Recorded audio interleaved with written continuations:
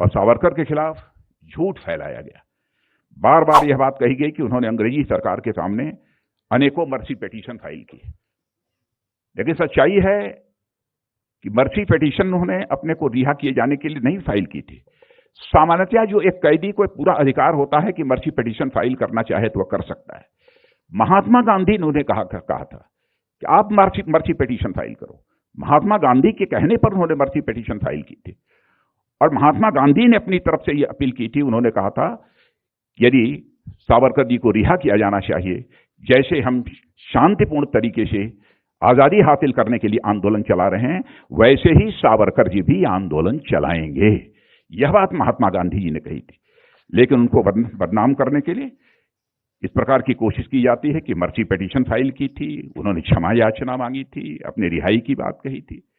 यह सब सारी बातें बेबुनियाद और गलत हैं।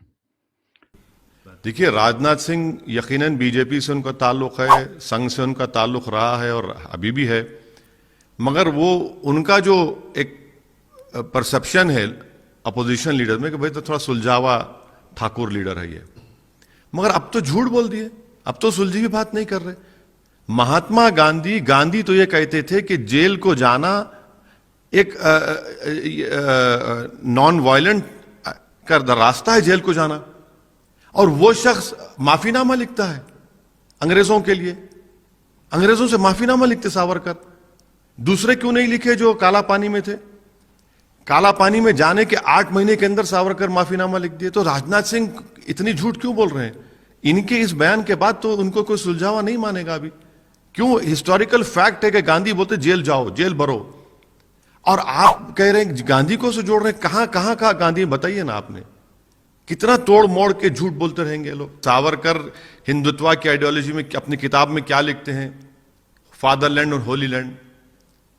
सावरकर की पूरी एक तारीख है, पूरा है ना। और फिर सावरकर महात्मा गांधी की हत्या में कॉम्प्लिसिट है, क्या उसको नहीं मानेंगे? अगर जस्टिस कपूर कमीशन की इंक्वायरी को नहीं मानते तो फिर मैं चैलेंज करूं आरएसएस को, बताएं कि पंडित दीनदयाल उपाध्याय की हत्या के बाद आपने कमीशन ऑफ इंक्वायरी मांगा था, चंद्रचूड़ कमीशन ऑफ इंक्वायरी बनी।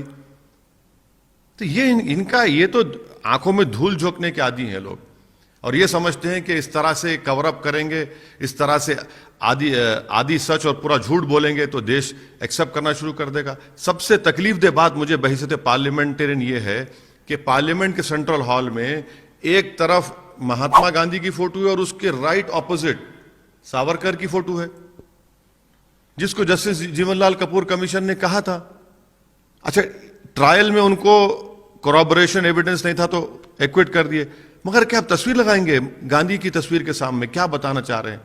बताना यही चाह रहे हैं कि देश को मैसेज दे रही है आरएसएस और बीजेपी कि अनकरीब में एक वक्त आने वाला है कि बापू फादर ऑफ द नेशन नहीं रहेंगे, सावरकर बन जाएंगे।